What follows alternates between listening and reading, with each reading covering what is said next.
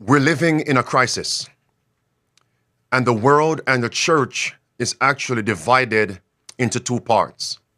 Some people are crying, emergency, get ready, while others are crying, peace and safety.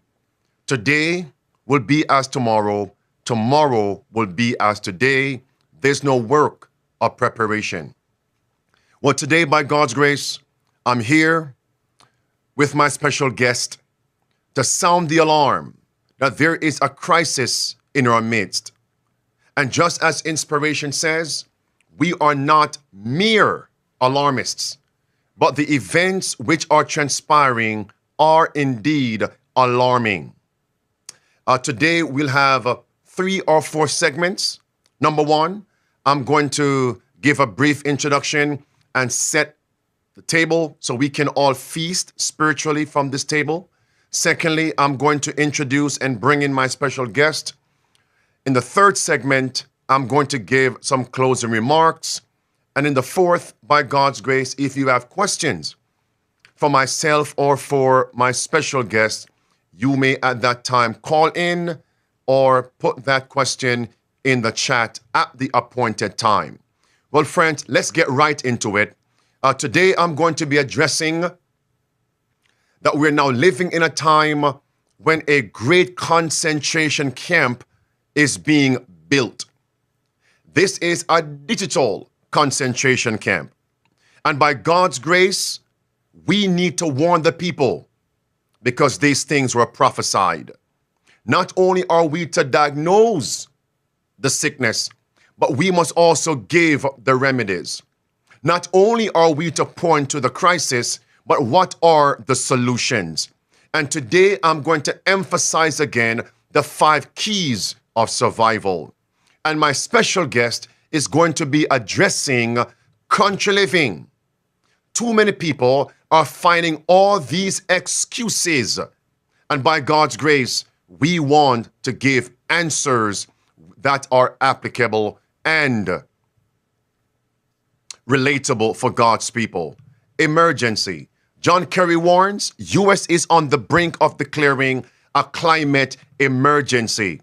And to understand that climate emergency and what the mandates are going to be, we are to look at the mandates, the draconian policies that were rolled out during the pestilence 19 pandemic.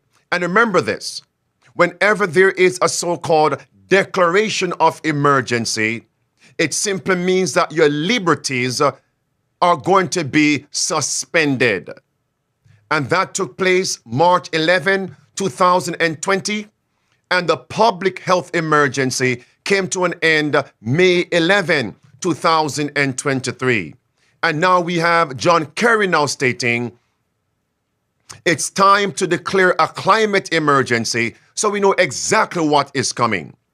I'm going to encourage you, as we did this past Sabbath, to put on a sheet of paper with a writing instrument, text yourself the various draconian mandates that were rolled out during the global public health emergency. Why? Because when they declare the climate emergency, similar policies, let me fix that, worse policies, tyrannical policies, which are inimical to our religious and civil liberties are going to be rolled out. Here he is on record. Get people to behave, change their behavior. John Kerry. So I think personally we're on the brink of needing to declare a climate emergency, which is what we really have. And we need to get people to behave as if this really is a major transitional challenge to the whole planet, to everybody. It is coming. It is coming. And friends, here is what I want everyone to see. This is Tedros. Hear what he says.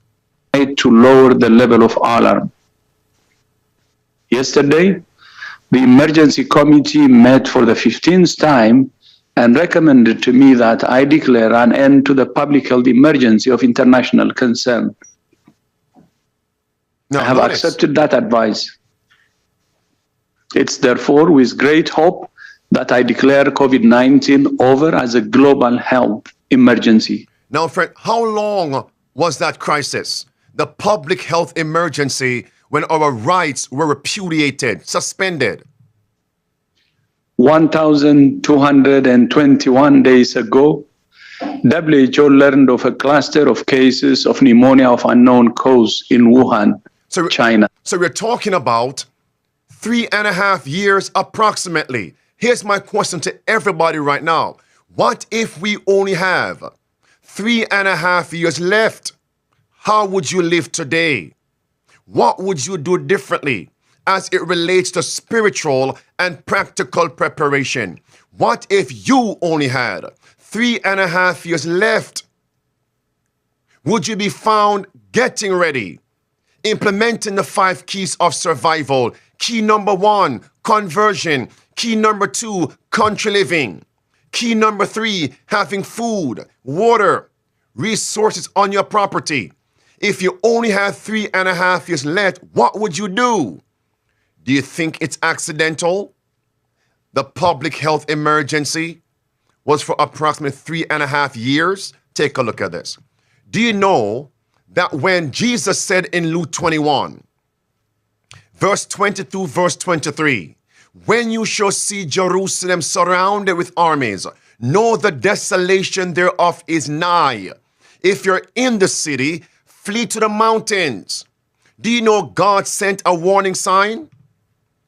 That warning sign was the Roman leader of the army, Cestius, descended upon Jerusalem and set a siege around Jerusalem, but providentially retracted that siege and returned to Rome.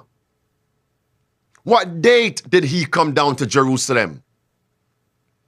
July 66 AD. He retreated providentially. And those Christians who saw that, they remembered Luke 21. And they fled the city into the mountains. But there were professed Christians, professed Jews that remained in the city of Jerusalem. And what happened? 3.5 years later, approximately, Titus descended, surrounded Jerusalem. And what happened, friends? It was destroyed. And all those people, before they died and perished and died lost, we're told they starved to death. Many ate their children just for food. Take a look at this. That's it, friends. Titus came down April of the year 70 AD. That's approximately 3.5 years. That God gave us the warning sign. In the pandemic, 3.5 years approximately. And now they are declaring a climate emergency. Don't you say this new administration would change things. Because in the third block today, I'm going to share with you, this incoming administration is also on the path to implement the policies to bring about a digital-only society. Wait, what would you call that? A digital concentration camp. So I think personally we're on the brink of needing to declare a climate emergency, which is what we really have. And we need to get people to behave as if this really is a major transitional challenge to the whole planet, to every... You're being surrounded. And there are your statements in the book Great Controversy, the first chapter, the destruction of Jerusalem. That is being tyrannical, will force you how to behave. And one of those policies is going to be to rest on Sunday based on prophecy, history, and current events. Am I ready? Are you ready? And when you are surrounded, as Jerusalem was, nobody could leave, nobody could enter. You could not buy, you could not sell. You became government dependent, a pauper. It's coming. Again, I ask the question, what if you only had 3.5 years? What would you do differently today? And that's why inspiration says, as a matter of fact, preacher, roll these paragraphs on the screen for those who want to pause the video and want to mentally consume these paragraphs and allow me to move on to bring in my special guest shortly here. They can pause the video and read that. And that's why we're told it's time to move out into the country. Grow your own provisions. And then we're told a time is going to come that those who could move but refused, like Lot's wife, when they are awakened and now they want to get out, it's going to be too late. That's one group. Another group, they want to move out, but they are mentally paralyzed. They have all these excuses. They're like doubting Thomas. And that's why today, my special guest is Kevin Fuller. He's back. He's back. Kevin, talk to us. Let's get right into it. No pleasantries, no intro. Get right into it. Today, our topic is creating a way to and making a living in the country, preparing a way, creating a way to move into the country and making a living while we are in the country.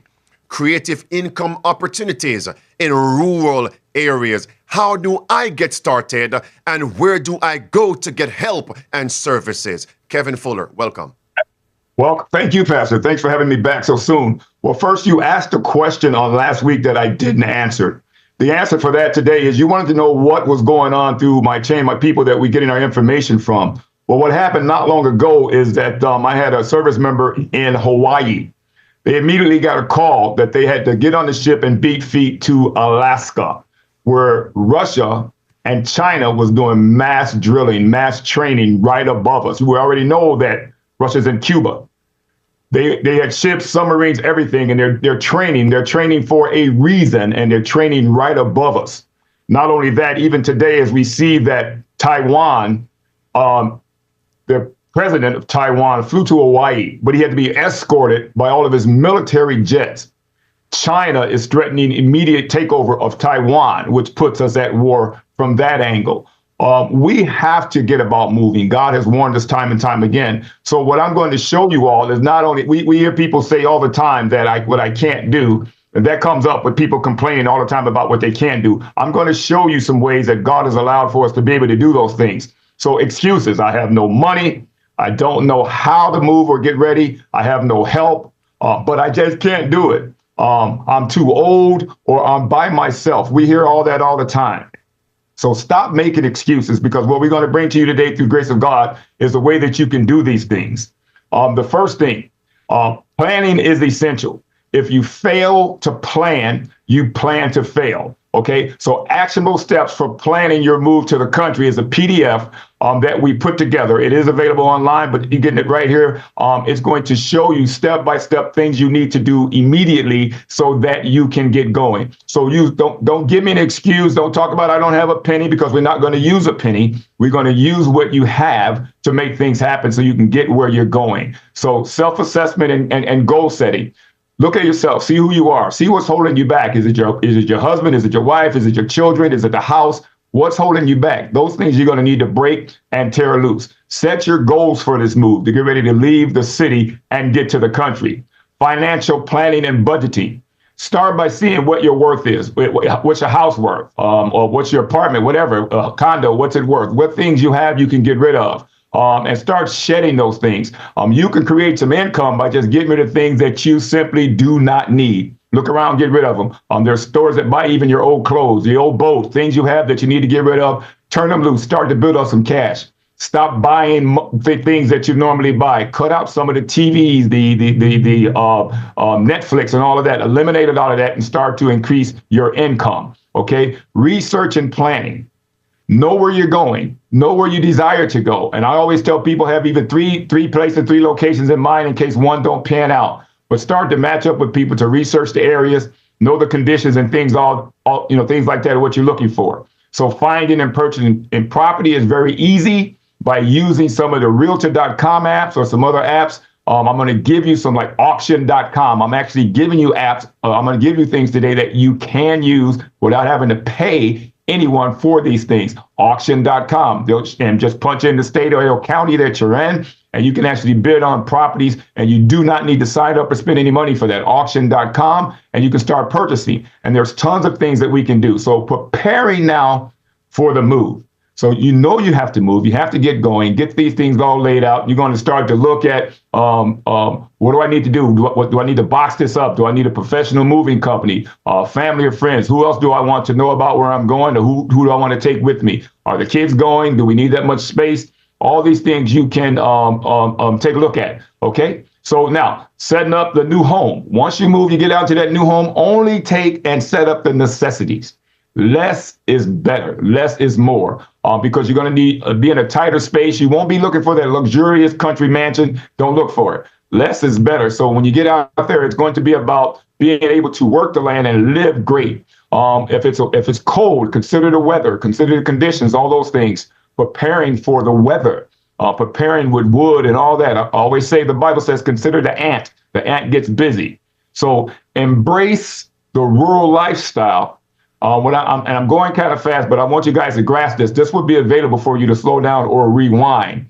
But embrace the rural lifestyle. That's now your new living area. That's where you're going to live. It's going to be quieter. It's going to be more exciting if you have a mind to make things happen. You're going to experience all new sounds and settings and surroundings, but embrace those things. Take a look at them. Get to know your area, okay? And then have long-term planning for sustainability.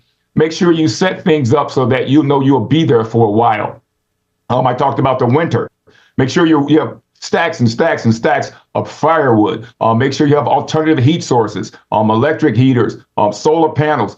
Even one of the things with solar electricity, at some point, those batteries have to be replaced. If we can't get back to the city, you must have alternatives for heating, okay? And then building a support network. You're deciding to go to the country, to a rural area, and you know there's other spaces available, much land available. Talk to some of your brothers and sisters, cousins, nieces, uncles, nephews, and also instruct them on how to buy property around you so that you can build up a great support network. We're SDA. We love building up a beautiful SDA network so that we can just get out there and be a help for each other. So with self-assessments and goals, evaluate your resources, like I said, and set clear goals. Nothing that's impossible for you to do. The space you have for fear, that's less space for faith. So let's just get busy about moving. So we want to do that. So self-assessment, find out what's holding you back, and let's jump all on that. Financial planning and budgeting. We talked about that. If you're working the typical 9 to 5, still take a real look at your finances and see what's happening there. But when you get ready to go to the country, I'm going to show you other resources that you can be self-sustaining in the country. But prior to that, how do I secure funding for what I'm getting ready to do? When you look at number 2 on the financial planning guide for budgeting, it's going to tell you tons of resources. Look at the bank, look at a loan. If you put together a good enough little business proposal or business plan, and YouTube, I'm going to talk a lot about that, is so friendly to you that we're sleeping YouTube.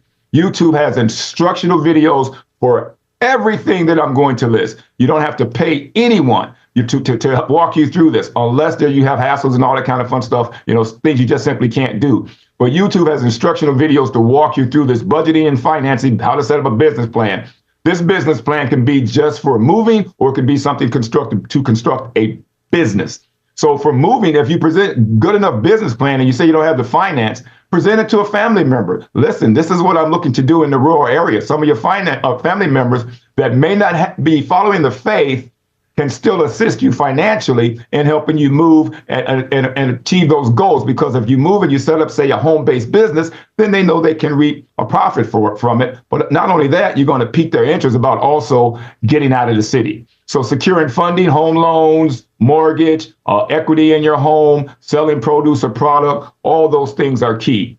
I said research and planning earlier. Choose the right location. Understand the local laws and regulations in the area that you're going. As it applies to building structures, you can get instruction from YouTube on how to build a root cellar, how to build a shed, how to build a storm shelter, how to build a barn. One man building a house. Type it in on YouTube, and you'll see all these things. I always tell people this: there's what's something called a YouTube downloader, and you can get yourself an external hard drive. Download all those videos that can help you make decisions. In the event you don't have the internet or something to watch them, you can watch them later. They'll help you construct gardens and barns and sheds and laws and contracts and agreements and forms. They help you do planning and set up for your own at-home business. YouTube is loaded with thousands of home-based businesses that you can do in the country. And a little bit, I'm going to give you some of those. Okay, funding and purchasing the properties, search for properties, inspect and evaluate the properties, and then make an offer and then finalize the purchase. If someone's listing a house for $100,000, that doesn't mean you're going to pay $100,000 for it. Put them an offer in, $75,000. Meet somewhere in the middle. Save a little money. Use that money you save to do something else. Consider a property that has a well already. Consider a property that has the septic tank already. But if you just happen to get the perfect piece of blank land, then we'll have other resources that can help you get those tanks, get the septic in, get the sewer in, and get the well in, and the things you need. There is help available for that you can hire someone to do it, or you can do it yourself. Again, YouTube. Start any questions, any ideas you have. YouTube it first. There's a microphone on YouTube. There's a microphone on Google. Click it on your browser and say, how do I put in a well? How do I build a shed? How does one person build a walkway? And YouTube will answer your questions. Okay, so let's not hesitate. It's there for a reason. Preparing the move, plan the logistics, downsize the declutter. We talked about that. Notify the relative parties, your post office, everything that let the electric company know, the gas company know, disconnect, I'm moving, I'm gone, get all that straight. All the mail you got coming in, you can have it routed to a P.O. box in the country or your new address. So get all those things squared away, let people know that you won't be there. Now, when you set up your new home, move in, establish a routine. What do I do every day? Well, you gather that firewood in the morning. You go out and you take care of whatever you got. If you got horses or whatever you're raising, some people even raise animals. We don't eat meat. We don't condone eating meat. Some people raise animals. And so prepare whatever you do in the day and for the evening, for the night to make it through. But establish a routine. If you're planting a garden, sowing seeds, walking the land, getting familiar with the community. Create a routine, something that's just totally different from what you do in the city. And then, like I said, embrace that real lifestyle. Learn new skills, adapt to the environment, focus on your health and well-being. Because believe it or not, now you're going to have a peace of mind. Now you're going to be able to rest. You're going to be able to sleep at night as soon as you get used to the crickets. So it's going to be awesome for you, but embrace that and give God the glory and the thanks that you're able to make that transition. Long-term planning and sustainability. Plan for the future, practical sustainability, okay? How can I create something where I don't need to go back to the city much at all? How can I grow my own food, okay? How can I be self-sustaining? Let's start with heating. I always start with heating because if you got that heat, you feel good about yourself, you can do a lot of things. If you got property with trees on it, fine, leave them there. Start buying and shopping your wood from other places. Always use your land and your trees as the last resource. Start planting fruit trees, things like that, because you're planning for long-term sustainability. Start planting your fruit trees. There are grants available for people that plant fruit trees on their land.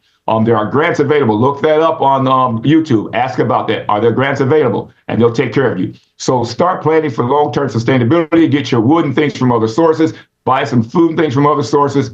Grow spices and herbs. Those will be things that you can't get, in the city because you won't be going back to the city. You don't plan to go back to the city much at all. So start growing things that you'll need for long-term sustainability. And then connect with your neighbors. Seek professional advice. You want to build a support network. Knowing the area, the community, the people. Tell them who you are, what you specialize in, what services you can offer. Put that out there and make yourself known in the area. Okay?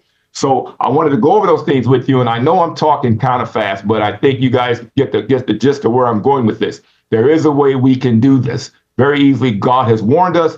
He has allowed us to do that. When he led the Hebrew Israelites to the sea, he then got them through it. Okay, he won't bring you to a mountain you can't get over. So we don't worry about those things. We just do as we're told, and we'd be a lot better people. Okay, so this what I'm going to show you now is dealing with ways, real quick. I'm just going to go over it. This will also be available for you to see later. Ways to make a living in the country. I'm going to give you just some rough ideas. Farming and agriculture. If you're growing any kind of thing in vegetables and all that kind of fun stuff, make sure you grow it enough for yourself, but more that you could also sell. If you find out you grow great things on your land, if pumpkins grow better than tomatoes, or vice versa, squash and watermelons and cucumbers and cantaloupes, what have you, you find out what your specialty is. That's something that you want to grow a lot of and be able to sell and share and barter with others. So start, right there, look for that to be a long-term financial and sustainable goal for you to make a source of income, also to put this food up for yourself. Homesteading, self-sufficiency income, all kinds of things that you can do there to just let people know this is you.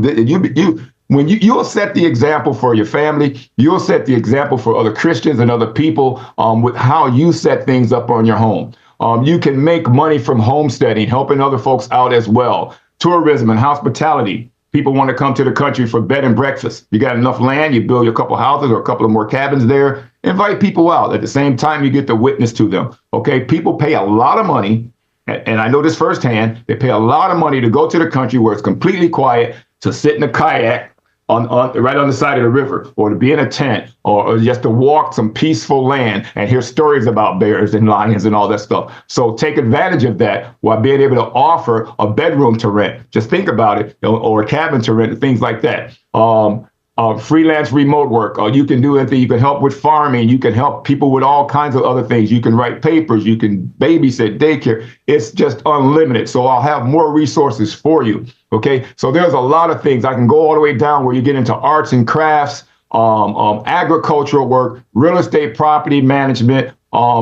Just go to, you can put together a conglomerate with different farmers. Hey, we want to do some farm tours. You head that up. Oh, hey, we got people that's looking to rent a barn, looking to rent a land. I mean, the limits are, it's unlimited. And if you need help, worst case scenario, we're always available to help you. But a lot of these things you can do to start a business, simply go to YouTube, use the microphone. How do I start my own home-based business? How do I start with $0? How do I do this with $0? And there are actual things there that you can do. So right here. Tourism and hospitality. I jumped over to number 14. Okay. Bed and breakfast. We talked about that. Farm stays. People want to stay on the farm. Camping and glamping. The camping and glamping. People want to camp out on your land. Some of them bring these big fancy tents. They call it glamping. But it's also awesome. An RV park. You got enough land, a place where people can come and park their RV and walk the riverside, fish, whatever they do, all kinds of things people just want to do. They'll come from all over the country. But what that does for you, it creates a source of income, okay, so that you can be self-sustaining in the country so that you don't have to worry about that 9 to 5 you left in the city. As you look here, we got tons of different things, outdoor and adventure businesses, crafts, okay, artisanal goods, freelance remote work we talked about with business, writing and editing. These are things that you can do. Graphic design, web design, social media. These are things that you can do, but I don't know how to do those. YouTube has full classes that are free. YouTube has full classes that are free for all of these things that I'm giving you that you can do to start a successful business in graphic designs, computer programming, software, anything, hacking, to combat the hackers. Okay, cybersecurity is so key right now. You don't have to be, people never need to see your face. These are classes that are free on YouTube. You download those or you watch them piece at a time, and you can apply for jobs online, submit your resumes, and you're sitting at home on your country property, making yourself $500, $600, $700, $2,000, $3,000 or more per day. YouTube has hundreds and hundreds and hundreds and hundreds of businesses you can do. So use your microphone there on YouTube and tell it what you want to do and what you're looking for. How do I find those properties? It's all there. So resources for, there's a bunch of PDFs, there's a bunch of videos and et cetera, that's available for you to download. And as I said, YouTube is your first choice on how to. Help me have a business, manage the business. How do I grow a farm? How do I sell a farm? How do I do a farmer's market? Do I sell at a farmer's market? Do I start my own? Should I have it on my land? Should I share with others? Ways that you can bring people together. How do I do contracts and agreements? All those things are there. So we have zero excuse. If you have a seed, you can start something growing. If you don't have a seed, see me, because I got plenty of corn from the 1800s. I got about 300 pounds of that left, and I have to get a seed or two to you. But if you can plant a seed, which has already been planted, you can grow something from that, and then you reap what you sow. So get it in your mind that you're all set. God has already blessed you. You're ready to go. Have your confidence up, your faith up, and believe in yourself. If you don't believe in yourself, trust God and get moving. So no more excuses about what we can and can't do. So YouTube is a big resource. We have a book just real quick on country living about everything you need. It's everything to include God, more than a guidebook. It lists different jobs. It lists different things that we can help you with. And our website has tons of downloadables, a lot of free stuff. Take advantage of this stuff. Take advantage. A lot of free pamphlets, a lot of free things that you can do that you don't need to pay anybody for, that you do not need help with. There's another website, oceanofpdf.com, www.oceanofpdf, oceanofpdf.com. You can type in any subject, anything, and in a PDF booklet you can print out. It does not cost you a dime. So stop saying I don't have any money. Any ideas that you have on even how to make money or any ideas you want on how to do something, use Oceans of PDF. Type it in, see what comes up. That's a free download, and you can do what you want to do. Last, therearepeople.org. Look for us online. Look for therearepeople.org. We've got books online. We got all kinds of things. Ellen G. White has great books to help you with those things. And then start to talk with your family and your neighbors as you make these plans and see if they have the same idea or the same goals. But remember, let's get moving now. We don't have a lot of time. Declutter, as we talked about. Start to declutter the things you have. You won't need them. And you get to start all over. There's a chapter in that book that talks about 50 hand tools. I call them power tools because we're using muscle, our own power, elbow grease. But there's 50 tools that you can use in the country to get a lot of work done. I'm currently taking courses on some of the things the Amish did way back in the day, as they still do today because they don't use electricity. And I'm looking at how they did all kinds of things and they're so creative. You'd be like, wow. But remember, God gave us power, love, and a sound mind. The devil comes to kill and destroy. So we have to walk in who we are, trusting in God that we get these things done. And let's get about our Father's business. Let's just really get about our Father's business, Pastor. You agree? Right. Kevin, just hold the line. Sure. Possibly we have some questions for you from those who are joining us live right now. Not a problem. I believe you laid down and laid out a wealth of information, practical information, so people don't have to use the old excuses. No more excuses. Let us get to work. As we do our part, God will do his. And as you rightfully said, we don't have enough time. What if we only had 3.5 years left? How differently would we live today and tomorrow? Because we know what's coming. So I think personally we're on the brink of needing to declare a climate emergency, which is what we really have. And we need to get people to behave as if this really is a major transitional challenge to the whole planet, to everybody. So it's clear what is coming. So as I share this last segment, then afterward, Kevin, I'll see who has some questions for you. How are they going to monitor? How are they going to change people's behavior? We are told that surveillance is coming. Surveillance system, draconian, abusive, intrusive, it is coming. And when I get to Catherine Fitz, she'll actually tell us what we are thinking is coming is already here as it relates to a digital-only society, a concentration camp. It's already here. There it is, friends, to combat climate change, forcing people to eat less flesh foods. How are they going to monitor this? Net zero will force people to change their behavior. And what is their target date? 2030. We're now in 2024. And I believe the crisis may hit before that date. Get ready now. No more excuses. It's all the Pope's agenda. Sunday worship by law is on the horizon. John Kerry is promoting Laudato Si, the Pope's encyclical. Sunday worship by law. It's all there. The signs of the last days are here. And this is how they are going to monitor to see who is changing their behavior and going along with their intrusive, draconian agenda. These apps on your smartphone. You have to follow their policies, their so-called mandates. I want to give you a clip here. Take a look at this. Very important. We're developing, through technology, an ability for consumers to measure their own carbon footprint. What does that mean? That's where are they traveling? How are they traveling? What are they eating? What are they consuming on the platform? That's it. And then they'll roll out the CBDCs. By programming CBDC, those money can be precisely targeted for what kind of people can own and what kind of use this money can be utilized. For example, for food. That's it. And we are heading into a time, Kevin, we have to be able to sustain ourselves when we can't buy or sell. We cannot transact with currencies. And that time is upon us. Listen. The 15-minute cities is something that the WEF has created called C40, and it's called C40 cities.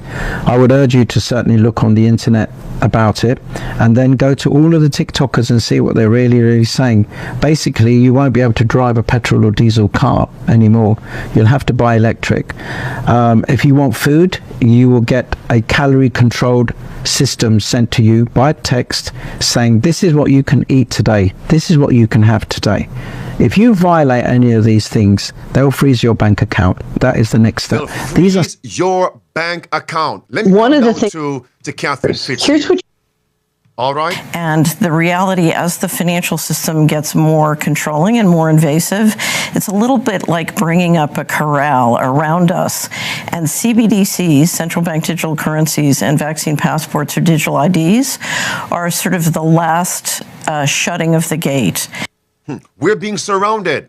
And that's why Kevin Fuller is here today to augment the point. It's time to move out and to be able to sustain ourselves and stop using excuses. And one of the first things that they will do is simply to control the food. Control the food. If you control the food supply, you can control the 15-minute cities is one of the things, that you see when you fight, at this level trying to protect freedom is they can't get financial control unless they can control the food supply. That's it. Because, friends, this is here's an what you interview by Catherine Fitz a few days ago. It's fresh off the press. Here it is right here. Clip one. That question. So it's very interesting. If you see some of the people around the president, they're the ones who really do want to drain the swamp. Because some people are thinking the incoming administration, the incoming president, everything is going to be fine and dandy, peace and safety. Hear what Catherine Fitz says. That question. So it's very interesting. If you see some of the people around the president, they're the ones who really do want to drain the swamp. But if you see many people around the president, they're the ones who are building the swamp. So if you drill down to some of his policies, for example, promoting digital IDs and using election fraud and immigration as a reason for a digital ID, or you see his promotion of private crypto in a major way involved in the federal finances, if you see his attacks on civil service and want to swap in private contractors for the civil service, I would say that's building and expanding the power of the deep state. A nail in a sure place. Once I covered the information this past Sabbath evening, I went to my office. I received a text from a dear friend. He was the one that sent me this interview with Catherine Fitz a few days ago. And he actually put these words at the end of his text he sent to me.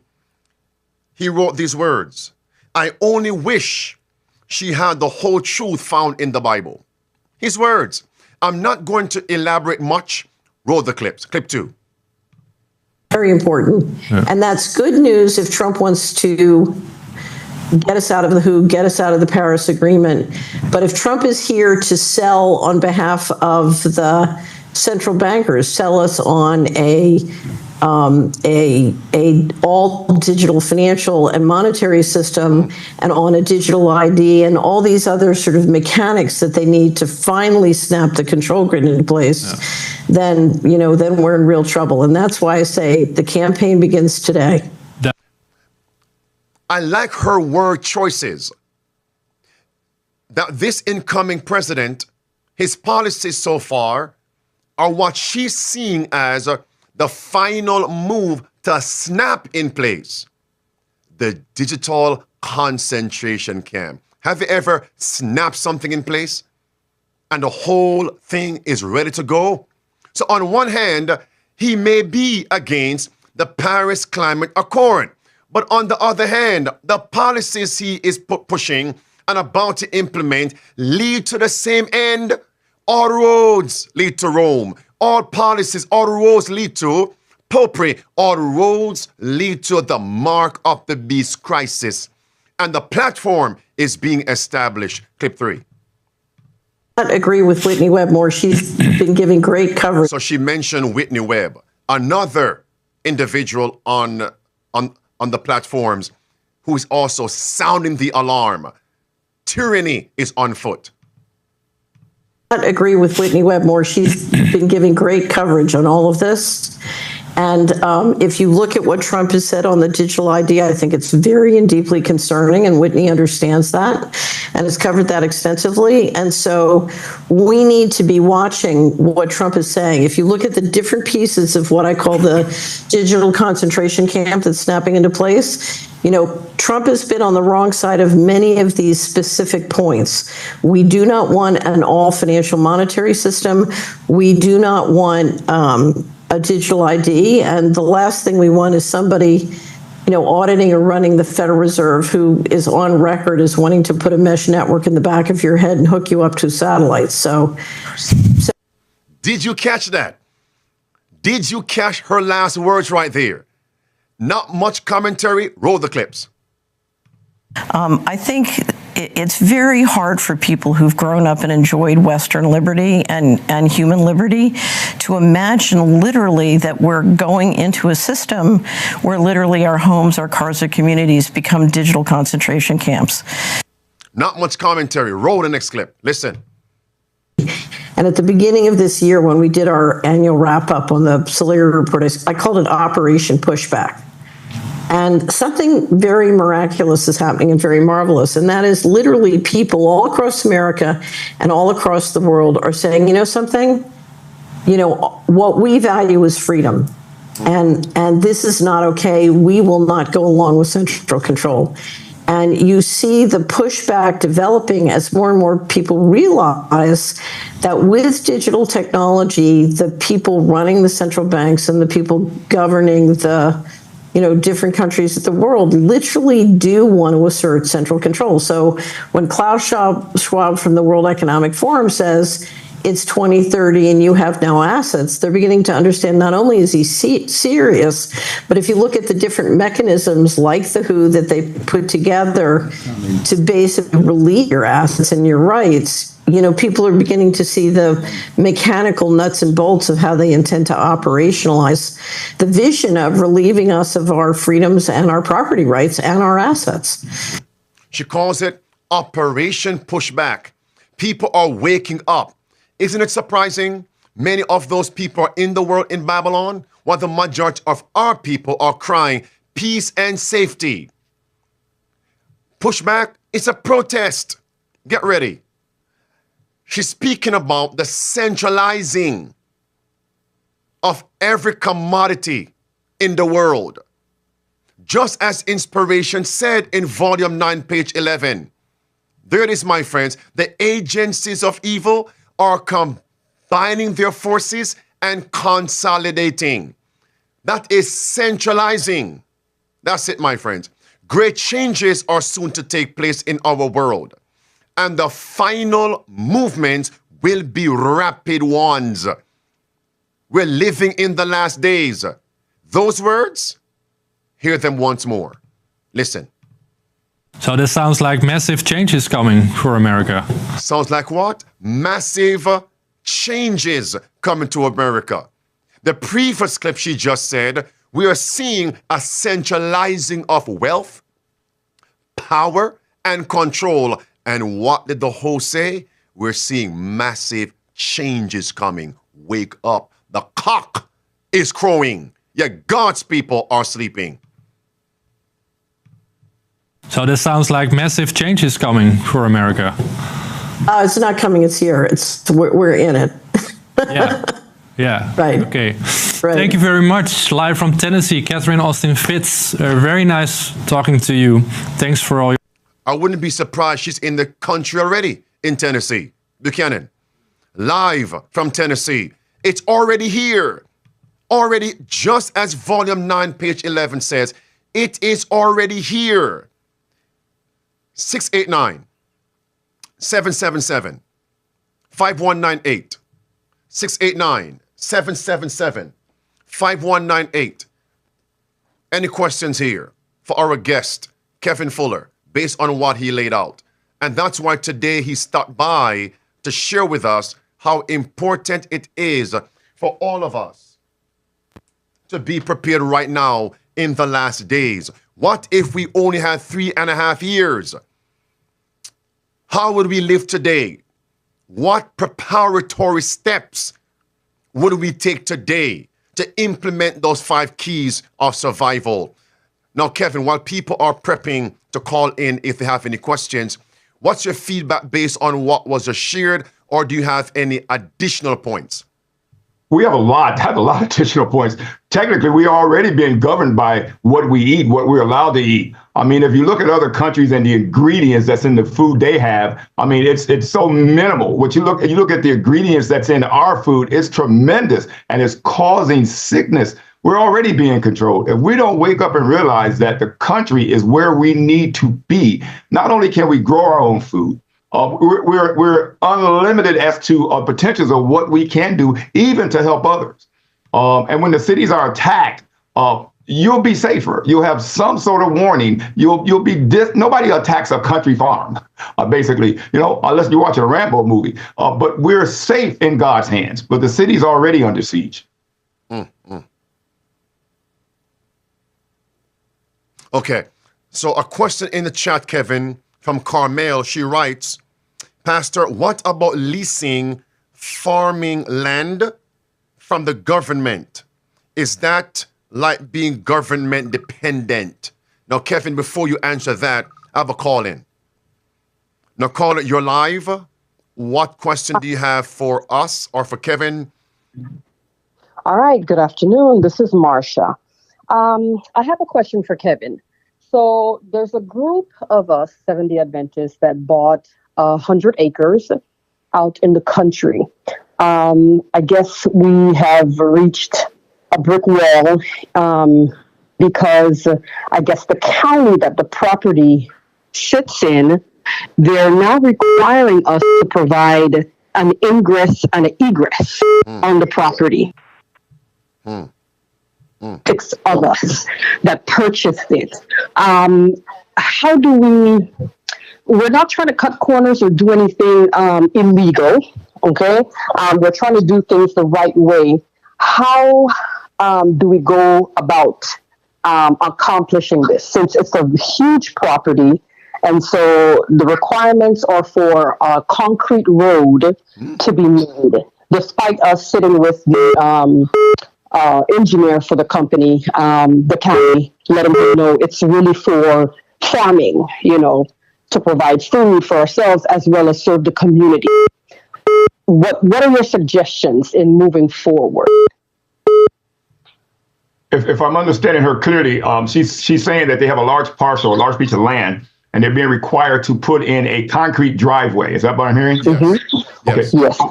That is required, and it's required for several reasons, even for your fire address or your fire number, as they call it, so that the fire department can get in, the waters can be placed there if they're doing fire hydrants, all that kind of stuff.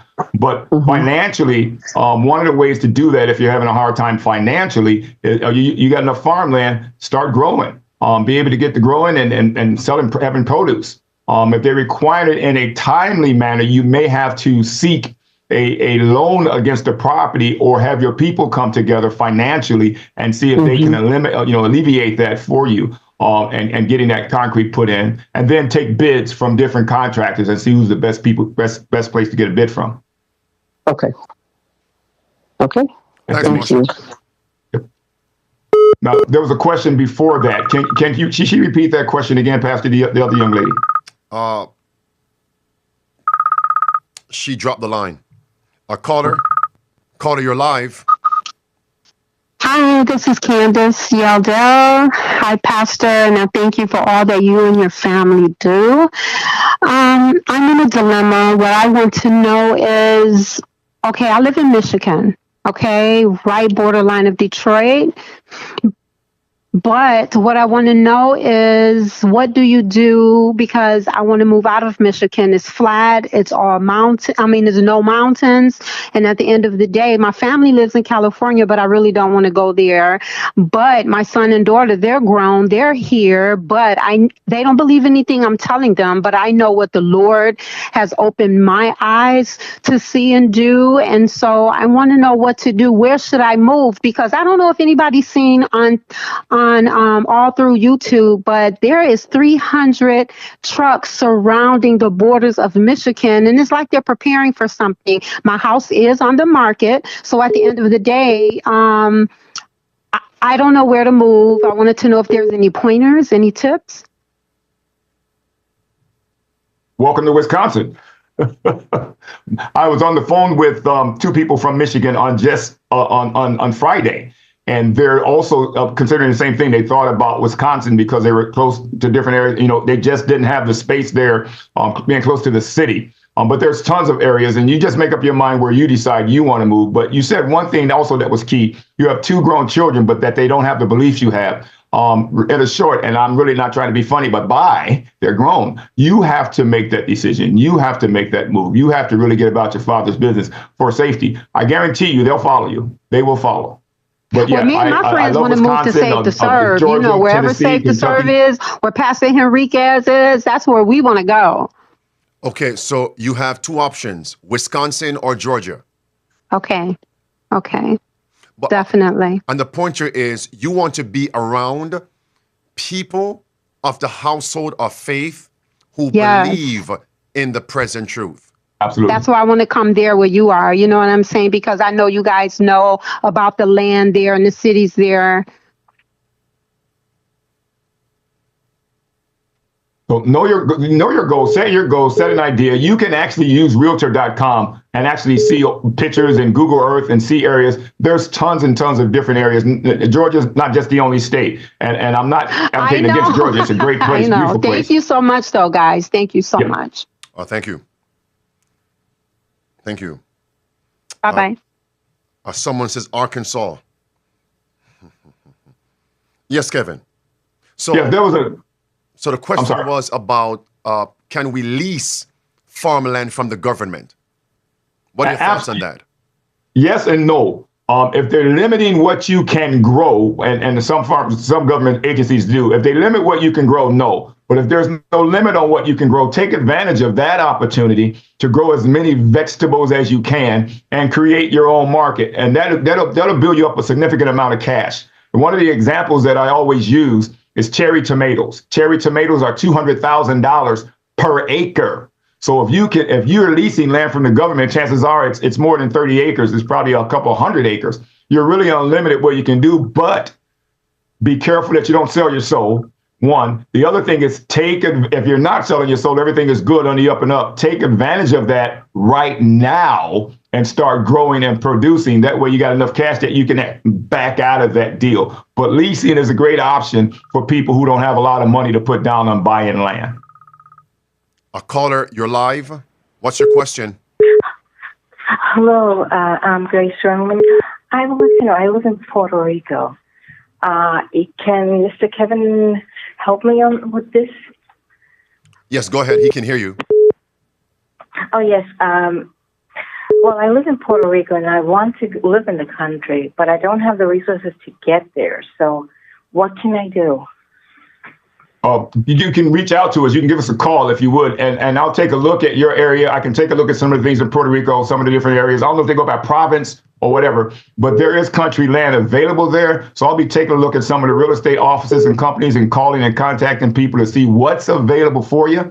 And then you in the meantime, do a breakdown of probably your wealth, your resources, things you want to do, and where you want to go, and get those key points and names of towns or cities or provinces or whatever, and have that ready. Get that to me, and I'll see what I can do to help you out there. And that's free. I didn't hear it very well, what he just said. Can I call him to his office? She can. You can register with our website, Pastor, if that's okay. I'd like to give that number out if that's good with you. Yes, go ahead. I'm going to give you my personal cell phone, and any of you are welcome to use that as well. It's 608 area code 608-295-6820, 608-295-6820. However, do text me first. Text me your name, your information, and your location so that I can see that text and know how to respond when I reach back out to you. Thank you. Okay, caller, thank you so much. Okay, thank you. And that's what we're here for, to assist. The fifth key of the 5 keys, to assist others. Okay. Let's take this last call, Kevin. Caller, you are live. Thanks for calling in to Midday Power Surge. What's your question?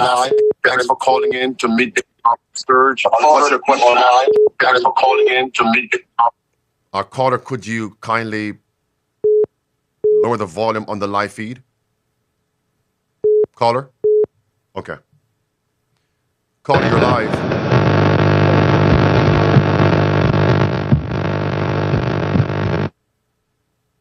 Caller? Yes. Yes, okay. Thanks for calling in. You're live. Okay. Can you mute the live feed, please? Can you mute the live?